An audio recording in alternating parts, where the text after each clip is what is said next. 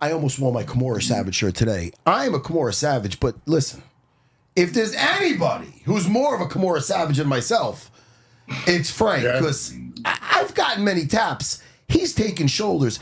When I point out how brutal a Kimura break could be, and I point out the importance of tapping, I will point out the Frank Mir versus Nogueira fight, Antonio Nogueira. Mm-hmm. It was, first of all, is that us? Is there a fucking...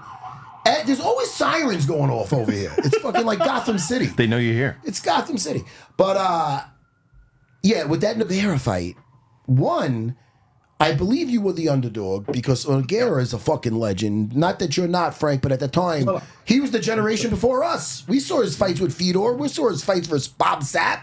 You know? Yeah, I remember watching his fight even with Heath Herring when he won the first Pride heavyweight belt. It was epic, you know what I mean? Hell, this guy was choking out Mark Hammer, the Coleman, when, Coleman was like, almost seemed like he was an, unbeatable monster, the ground and pound and top position. And he was triangling them, He had, from the back. The one thing about, this is something that you guys both have in common, is the jiu-jitsu where heavyweights that are comfortable and very threatening off their back.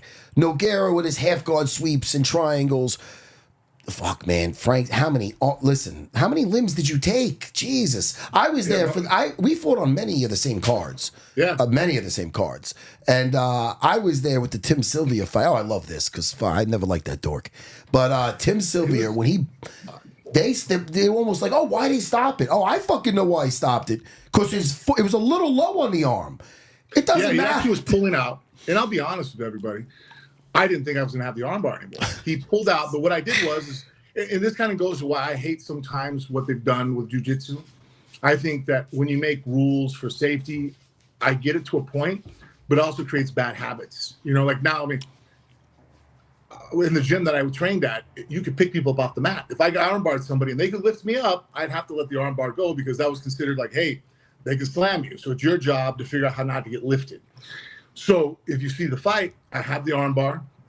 He starts to pull out and he goes to lift me up. And so I bridge and I extend myself so that I'm not a nice, tight, compact ball that he can pick up so that it drives him forward. So usually my technique would be, the system I did, is I would bridge and then guys would fall forward and then I would just flip to the triangle on the other side because now they're driving forward. I just get my thigh over the shoulder.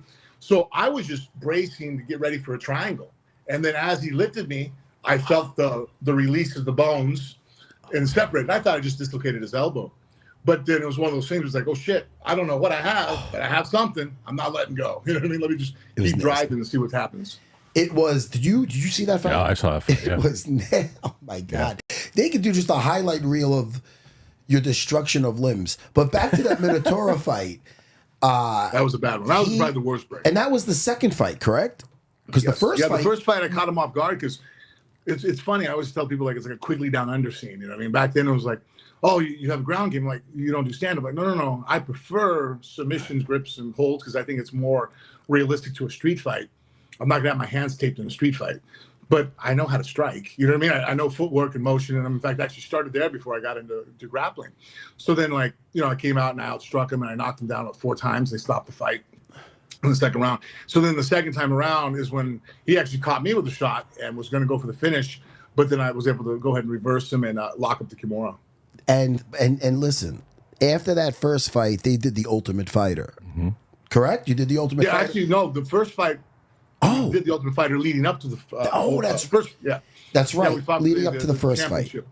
So listen, there was a lot of. It's not that it's bad blood, but Minotauro's a proud guy, and as far as warriors go, dude, that guy's not in the quick tap club. Oh, no. He is not in that quick tap club, and it's one of those things where it's not mind over matter. It's you. The arm's done. He ripped his arm off. It's one of the nastiest things I ever seen. I'm only smiling because it's sick. But listen, I love jiu-jitsu, is what I'm saying. It didn't break like a normal Kimura.